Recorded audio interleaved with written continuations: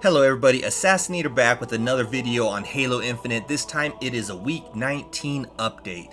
So this week there is no events. No events are going on. I believe the only one left is the Fracture Tenrai event. 2 more of those and that will be complete. So you'll have your chance to, I guess, get everything. I've already gotten everything there, so I kind of have no events coming up here in the future. I know there's probably a lot of you in the same boat, so it looks like we're gonna have to wait all the way until sometime in May before we get any new events, which kind of sucks and kind of deters me from actually playing as much Halo as I have been.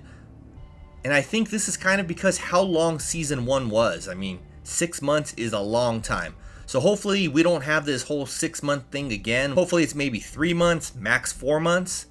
But let's move on to the next thing, which is the ultimate reward. So the next ultimate reward is the Driving Offensively armor emblem.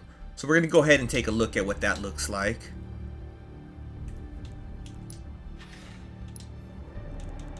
Me personally, I have too many emblems. This one, it's kind of a repeat, but it's not an emblem, an armor emblem. You would have had the vehicle and the weapon emblem of this. So moving on over, and here you go. It kind of just looks like a blob of blue. Not really a whole lot to it. Obviously, you could probably change the colors a bit, but it's still just going to kind of look like a blob. Overall, doesn't look that great, so I'm not going to go ahead and grind away to try to get this week. Let me know in the comments below if this is something you're still grinding for, or if you're kind of in my boat and you feel that they should have had the 3 emblem bundle kind of as just one reward. Now moving on to the item shop. I'm going to go ahead and see what we have here. We always start off with the daily, so we got the acid burn for the AR.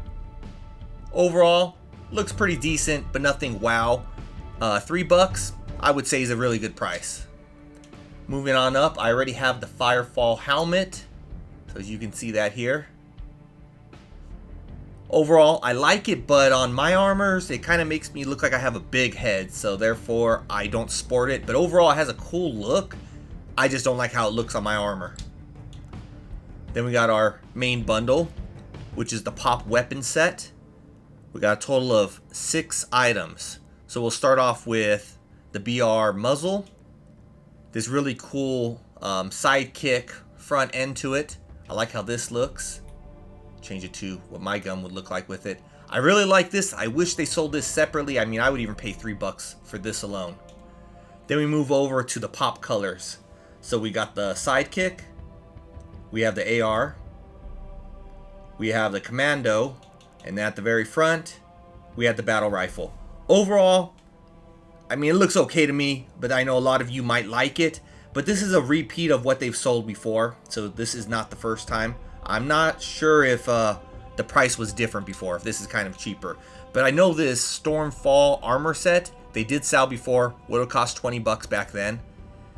And basically, here's what you get. You get an armor coating.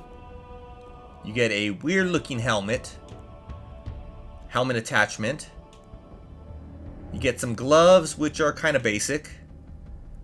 You get a decent looking chest plate. You obviously get the 2 different shoulders. You get the knee pads. And you get a stance.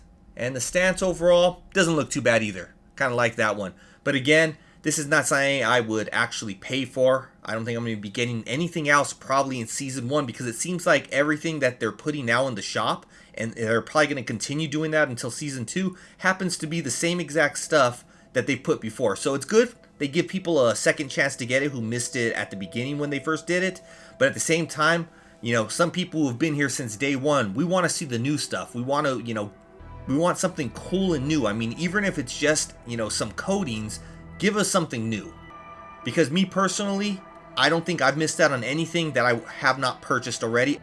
Unless they break it down into individual items, I am not going to buy these bundles that I missed the first time, because I didn't want them the first time. I'm not going to get them the second time, even at the cheaper price, unless, like I said, they go ahead and split these into individual items for sale.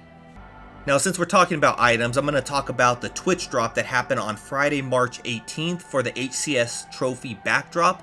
Hopefully all of you who wanted it got it. But we do have another Twitch Drop coming up March 25th through March 27th. Now this is the same drop that was available during the HCS Super Australia and Mexico. the Whose World Is This emblem, all you have to do is watch an hour of HCS Super Europe while it is live, and you'll end up earning the emblem. And this gives you plenty of time. This gives you Friday, Saturday, and Sunday to go ahead and earn this. All you have to do is watch a total of 1 hour while it's live. Now we're moving on to some news. So basically wanted to inform everyone that the Halo TV series premieres this Thursday, March 24th on Paramount Plus.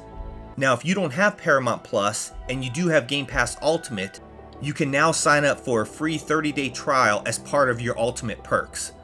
So those of you who want to see the TV series will have no excuse as long as you have that Game Pass Ultimate. I want to give a congrats to the HCS Mexico Open Series champions, which were the Knights.